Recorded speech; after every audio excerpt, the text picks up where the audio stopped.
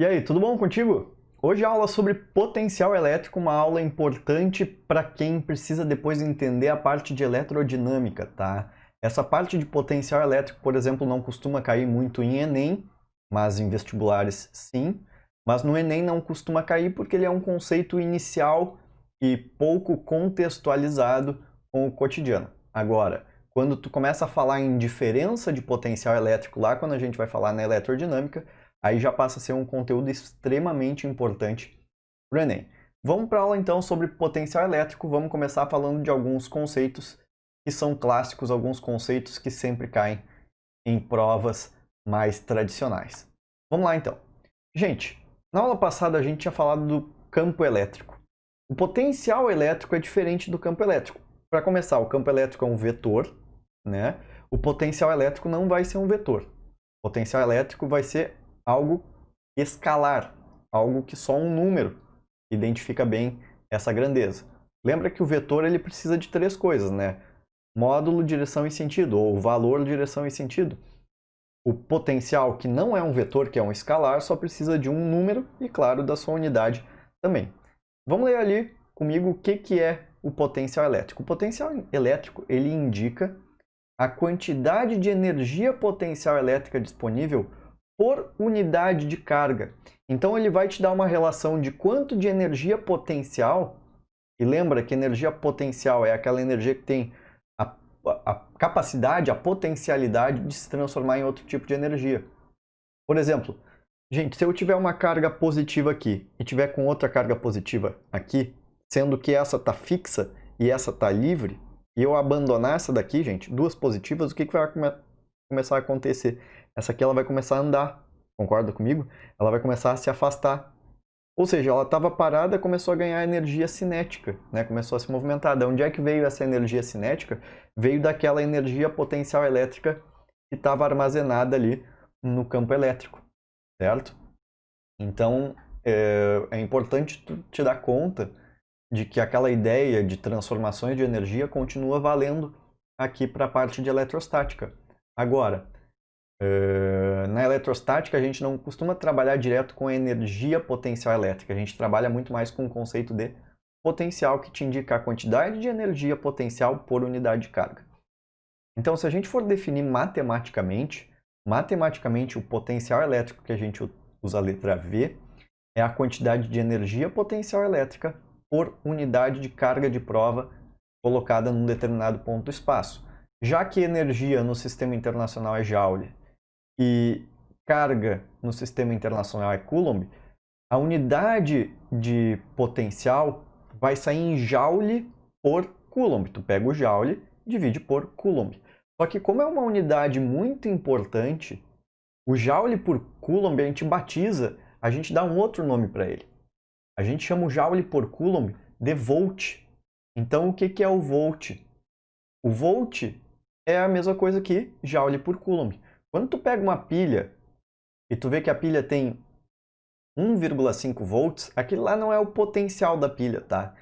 Aquela lá é a diferença de potencial, ou melhor dizendo, é a força eletromotriz. A gente vai ver mais para frente a diferença entre esses conceitos, força eletromotriz, diferença de potencial, mas por enquanto vamos tomar como se fosse tudo a mesma coisa.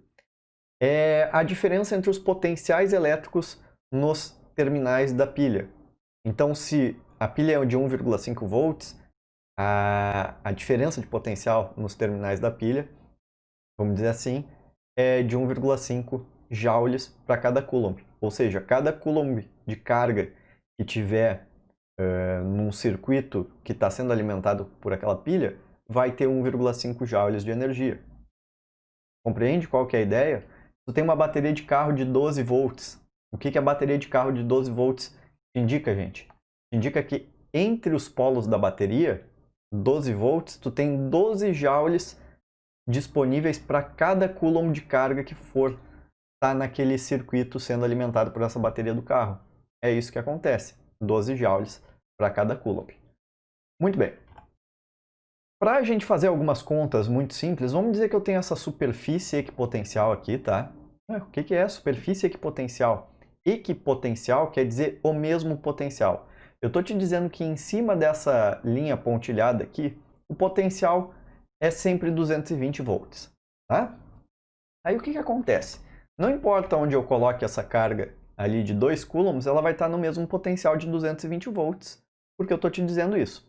E daí eu quero que tu consiga me dizer quanto é que é a energia potencial elétrica que aquela carga está armazenando naquele momento. Bom, vamos pensar um pouquinho. 220 volts quer dizer o que mesmo? 220 volts é 220 joules para cada coulomb.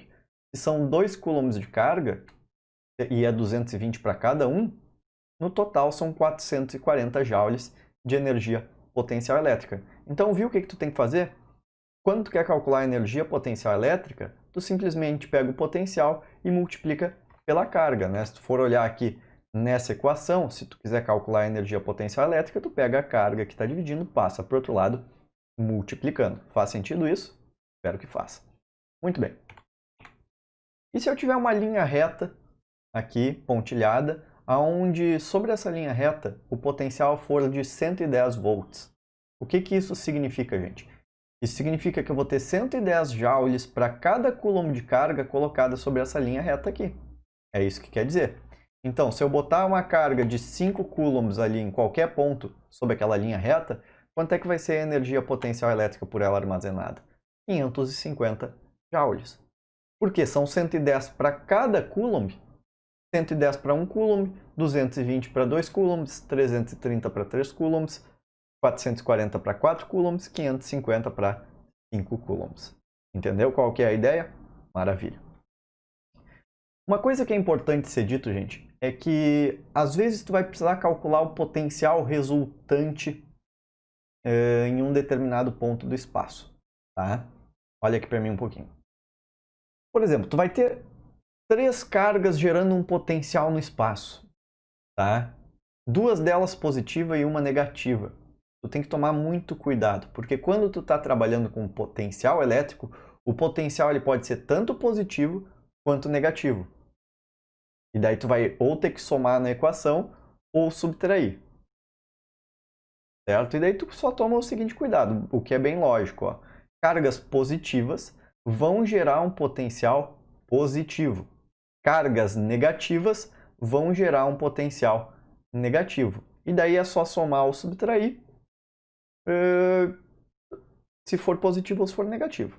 Tá? Por exemplo, se eu tiver uma carga aqui, outra carga aqui, essa carga aqui, ó, essa carga aqui, gera um potencial de 10 volts aqui. Essa carga aqui gera um potencial de 10 volts aqui. Quanto é que é o potencial total? Pô, 10 mais 10 dá 20. E se eu disse que era 10 e 10 é porque elas eram positivas. Agora, se eu tiver uma carga positiva aqui e gerar um potencial de 10 volts aqui, e eu tiver uma carga negativa aqui e gerar um potencial de menos 10 volts, quanto é que é o potencial total nesse ponto aqui? Pô, gente, se é mais 10 e menos 10, mais 10 com menos 10, dá zero. Então é esse o cuidado que tu tem que tomar só. Tá? Que cargas positivas geram potencial positivo e negativas potencial negativo. Muito bem. Quando a gente tem uma carga pontual, o que é uma carga pontual? É uma carga cujo tamanho é desprezível. O tamanho dela não vai influenciar nas contas e é com esse tipo de carga que a gente costuma trabalhar no ensino médio. Tá? O potencial gerado por uma carga pontual é dada por K, aquela boa e velha constante que a gente já está acostumado a usar, né? 9 vezes 10 na 9 Newton metro quadrado por coulomb quadrado, onde tu tem que lembrar que é 9 vezes 10 na 9. A carga aqui, que tem que estar em coulombs, e a distância entre o ponto que tu quer saber o potencial e a carga que está gerando esse potencial. Cuidado, gente! Na fórmula do potencial elétrico não aparece o ao quadrado aqui. Na fórmula do campo elétrico, que é muito parecida com essa, aparece o ao quadrado. Na do potencial, não. Não tem ao quadrado ali. Certo? E é comum as pessoas estarem querendo calcular o potencial elétrico e usar a fórmula do campo elétrico, porque elas são muito similares, muito parecidas. Mas tem que tomar cuidado para não cometer esse deslize. Certo? Maravilha. Outra coisa que é importante de a gente falar, que é sobre o trabalho da força elétrica. Se tu lembrar comigo, gente, o trabalho ele é um processo de transferência de energia. Sempre que tu tem uma força atuando e essa força está na mesma direção do deslocamento, essa força ela transfere energia para o objeto. O trabalho ele é um processo de transferência de energia. A gente diz que a força realizou o trabalho. E se eu tiver aqui, gente, uma carga positiva e essa outra carga positiva, elas vão estar se fazendo força, certo? E essa daqui, ó, por exemplo, se ela começar a andar, é porque a energia potencial elétrica começou a se transformar em energia cinética. E quem é que faz esse trabalho, né, de transformar a energia potencial elétrica em energia cinética? É o trabalho da força elétrica que executa esse trabalho, certo? E como tu deve lembrar bem, o trabalho está relacionado com isso daqui, ó, com a diferença de energia potencial no ponto A, que é o ponto inicial, e a energia potencial no ponto B. Só que quando a gente trabalha em potencial elétrico, com o trabalho da força elétrica, o que eu te falei? A gente não costuma usar direto o conceito de energia potencial. A gente costuma usar o conceito de potencial. Olha bem, não costuma usar energia, costuma usar potencial. E, gente, como é que a gente fazia para calcular ali a energia potencial nesse caso? A gente não pegava simplesmente o valor da carga e multiplicava pelo potencial? Para chegar nos 550, a gente não pegou 5 e multiplicou por 110? Ou seja, eu posso te dizer muito bem que a energia potencial no ponto A é a carga que tiver ali, vezes o potencial no ponto A, menos a energia potencial no B é a carga vezes o potencial no B. E daí eu ainda posso escrever isso aqui da seguinte maneira, eu posso botar em evidência o que, já que ele está multiplicando os dois termos ali do lado direito da igualdade. Botei em evidência, fica Q VA menos VB, e a maior parte dos livros, gente, ainda faz mais uma simplificação. Esse VA menos VB, a gente costuma chamar de U, de diferença de potencial. É tu pegar o potencial inicial e subtrair do potencial final. E daí trabalho fica carga vezes a diferença de potencial. Coisas que são importantes de tu ver, já aqui partindo só da equação, de uma análise matemática, tá? Gente, o trabalho da força elétrica vai depender de duas coisas, da carga e da diferença de potencial. Se a carga for zero, ou seja, tu estiver falando de um nêutron se movimentando aí por uma região do espaço, gente, se a carga é zero, não tem trabalho da força elétrica. Agora, se a diferença de potencial for zero, ou seja, quando é que tu vai ter uma diferença de potencial zero? Por exemplo, se tu tiver dois potenciais iguais, sei lá, um potencial de 100 volts, o inicial, um potencial final de 100 volts também, quanto é que é a diferença entre 100 e 100? 100 menos 100, zero. Portanto, se a diferença de potencial for zero, o trabalho da força elétrica é nulo também. Por exemplo, se eu pegar aqui, ó, gente, vamos pegar essa superfície equipotencial, essa linha pontilhada em rosa aqui. Peguei a carga num ponto A, fiz um movimento todo estranho aqui com ela, levei ela até o ponto B. Gente, digamos que a superfície equipotencial tivesse um potencial de 10 volts. Aonde é que é 10 volts o potencial? Em qualquer ponto dessa superfície. Portanto, se eu levei de A até B, 10 volts era o inicial, 10 volts o final, 10 menos 10, 0. A diferença de potencial é zero e, portanto, a força elétrica não realizou nenhum trabalho para levar a carga de A até B. Tá? Muito cuidado com isso aqui, que costuma cair questão conceitual e o pessoal costuma errar. Tá? Então, como é que a gente faz para calcular o trabalho da força elétrica? Um exemplozinho só para fechar a aula. Vamos dizer que eu tenho essa carga de mais 5 coulombs numa superfície equipotencial de 30 volts. 30 volts é o inicial. E eu vou levar essa carga até a superfície equipotencial de 10 volts. Gente, para eu calcular o trabalho da força elétrica, o que eu tenho que ter? Duas coisas. Primeiro, a carga que está se mexendo, né, a carga que eu estou levando de um lugar para o outro. E segundo, a diferença de potencial. A carga está ali, é 5. Quanto é que é a diferença de potencial?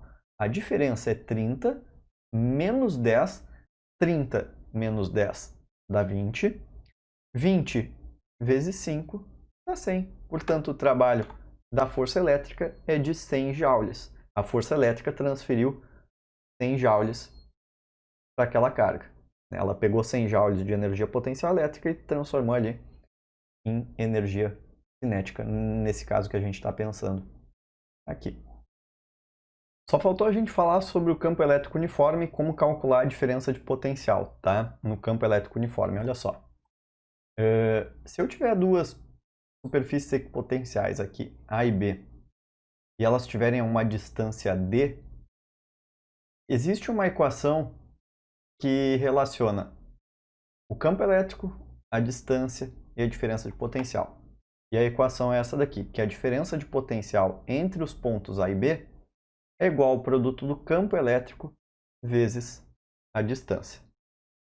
E essa equação pode ser que seja útil em algumas situações, mas essa equação aqui, que relaciona com a distância, o campo e a diferença de potencial, só pode ser usada quando o campo elétrico for uniforme, ou seja, só quando a carga que está se movimentando estiver entre duas placas paralelas, uma positiva e a outra negativa. Tá bom? Um grande abraço para ti. Tchau, tchau.